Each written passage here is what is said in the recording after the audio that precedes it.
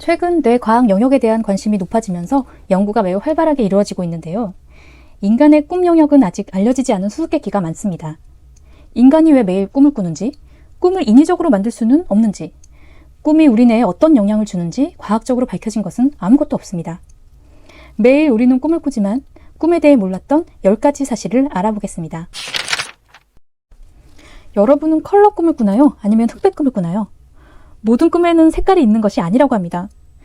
2000년대 초반 과학자들은 60세 이상의 사람들이 젊은이보다 흑백 꿈을 더 많이 꾼다고 증명했습니다. 그 이유에 대해서는 명확하게 밝혀내지는 못했는데요.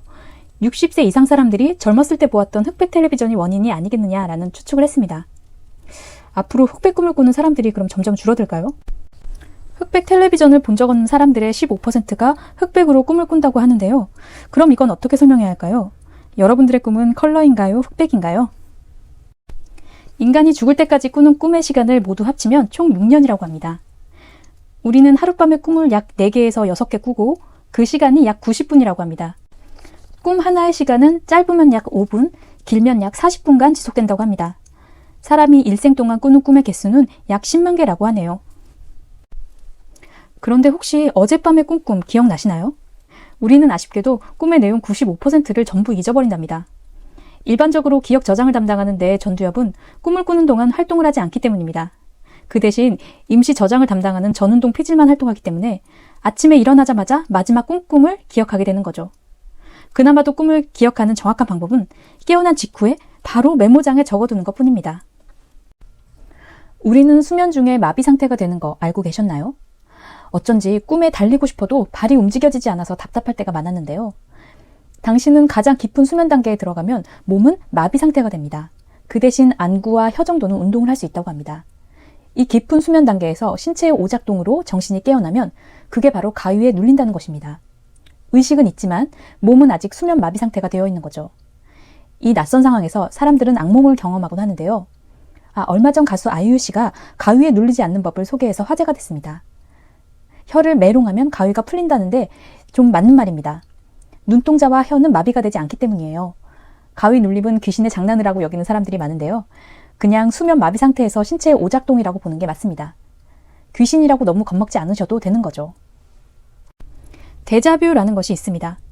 분명히 처음 가본 장소나 상황인데 왠지 과거나 혹은 꿈에서 경험한 듯한 감각을 말합니다. 이것은 이전에 유사한 사건들의 감각이 뇌에 남아있어서 느끼는 현상이라고 합니다. 뇌의 기억 흔적 네트워크는 비슷한 장소가 인식이 되면 과거의 장소와 일치시키려는 반응을 합니다. 데자뷰 역시 특별한 능력이 아니고 그저 먼저 막 설레발치는 우리 뇌의 착각이라고 보시면 됩니다. 꿈은 많은 사람들에게 아이디어를 주기도 합니다. 작가들이 아무리 생각해도 풀리지 않았던 시나리오의 한 조각을 꿈을 꾸면서 작품을 완성시켰다는 일화를 종종 듣게 됩니다. 그렇게 해서 대작을 쓴 작가가 바로 소설 해리포터의 조앤 롤링이죠. 꿈을 통해 세기의 발명, 세기의 발견을 한 이들도 더 많이 있습니다. X선 발명이 그랬고요. 아인슈타인의 상대성 이론도 그랬고, 주기율표, 그리고 구글 자체도 꿈속 아이디어를 통해서 발견하고 만들어진 것이라고 합니다. 이제 꿈을 잊어버리지 않도록 메모장을 머리 위에 올려두는 습관을 길러야겠네요. 반려동물들이 잠을 자면서 낑낑대거나 이상한 행동을 하는 모습을 본 적이 있나요? 사람뿐만이 아니라 동물들도 꿈을 꿉니다. 육상 포유류나 새들도 꿈을 꾼다고 합니다.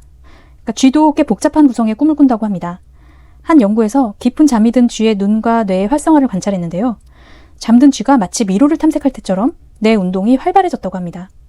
쥐는 어떤 꿈을 꿀지 갑자기 궁금해지네요. 시각장애인도 당연히 꿈을 꿉니다. 꿈을 꾸기 위해서는 기존의 뇌에 남아있는 시각적 정보를 이용하게 되겠죠. 그런데 시각적 정보가 없는 선천적인 시각장애인들은 어떨까요? 그들은 다른 감각인 소리의 형태로만 꿈을 꿉니다. 그런데 연구 결과에 의하면 그들의 꿈은 대부분 악몽이라고 합니다. 현재까지 왜 악몽만 꾸는지에 대한 이유는 과학적으로 밝혀진 바는 없습니다. 목류병은 왜 일어나는 걸까요? 이 역시 뇌와 신체의 부조화 때문입니다. 앞서 꿈을 꾸는 깊은 수면 단계에 다다르면 몸이 마비된다고 언급했습니다. 근데 목류병은 가위에 눌리는 것과 정반대의 상황이 되는 겁니다. 의식은 깨어있지 않은데 신체가 깨어있는 것이죠. 그래서 꿈속에서 걸음을 걸으면 실제로 걸음을 걷고 또 그림을 그리면 실제로 일어나 그림을 그리죠. 의식은 깨어있지 않기 때문에 이런 사람들은 아침에 일어나 꿈이 기억나지 않듯이 자신이 밤새 무슨 일을 했는지 기억하지 못합니다. 가위에 눌리는 것보다 더 위험한 상황이 될 수도 있겠네요. 그리고 마지막으로 꿈을 만드는 물질에 대한 이야기입니다.